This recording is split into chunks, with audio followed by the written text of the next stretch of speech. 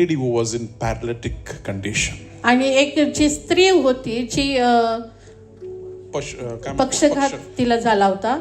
And doctor treating, but she was not recovering. आणि खूप डॉक्टरांनी औषधोपचार केला पण तिला काही बरं वाटत नव्हतं. She was not recovering only. आणि तिला काही बरं वाटतच नव्हतं. In spite of good treatment and good physiotherapy, yet she is not recovering. आणि सगळी चांगली ट्रीटमेंट तिला मिळाली, फिजिओथेरपी तिने घेतली पण तरीही ती काही बरी होत नव्हती.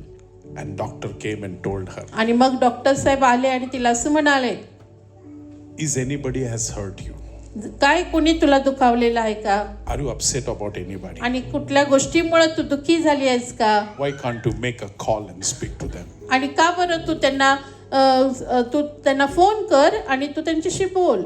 She just closed her eyes and the tears began to flow. आणि तिने आपले नेत्र बंद केले आणि तिच्या डोळ्यातून अश्रू यायला लागले. And doctor called one pastor.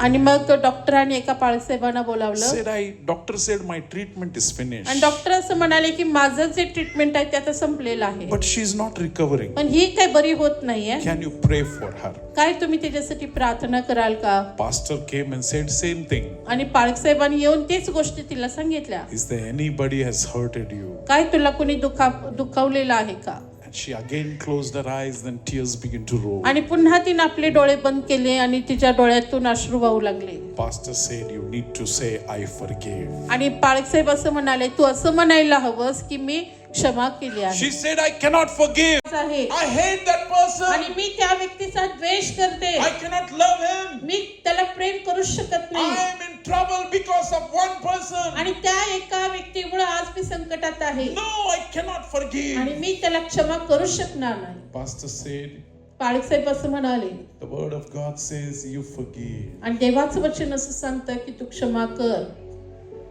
If you want to be recovered, you have to forgive. आणि तुला जर बरं व्हायचं आहे तर तू क्षमा केली पाहिजे. She said it's very, very difficult to forgive. आणि ते असं म्हणाले, हे खूप आणि खूप अवघड आहे. Pastor said, think about it. पाळसाहेब असं म्हणाले, तू विचार कर. And after some time, काही वेळानंतर she said, God, ती असं म्हणाली, प्रभू, I really cannot forgive. आणि मी खरंच क्षमा करू शकत नाही. But you can forgive those who were put on cross, and you said, Father, forgive them.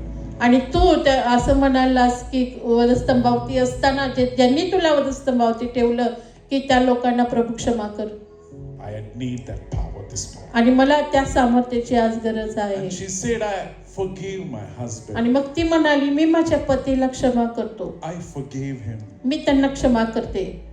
As she began to say this word, आणि जसं ती हे शब्द बोलू लागली, she recovered in a very fast track. आणि खूप जलद रीतीनं तिला बरं वाटू लागलं. She was healed. आणि मग ती बरी झाली. So I want to encourage you, my brothers and sisters. मला उत्तेजन करू द्या माझ्या Sometime your blessings काही वेळेला आमचे आशीर्वाद it's been stopped. आणि ते थांबले जातात. And because you're not listening to the voice of the Lord. कारण आम्ही प्रभूची वाणी ऐकतच नाही. If you listen to the voice of God जर आम्ही प्रभूची वाणी ऐकू and do what the Lord is saying you to do, आणि प्रभू जे करायला सांगाल ते आम्ही जर करू, the breakthrough will come. आणि मग नक्कीच आमच्या जीवनामध्ये आशीर्वाद येतील. From failure to success. आणि अपयशापासून ते यशापर्यंत. So Moses has heard the voice of the Lord. तर मोशेनं परमेश्वराची वाणी ऐकली. Even though he was not convinced. आणि जरी त्याला तो काही पूर्ण तयार त्याचं मन नव्हतं. He was not willing.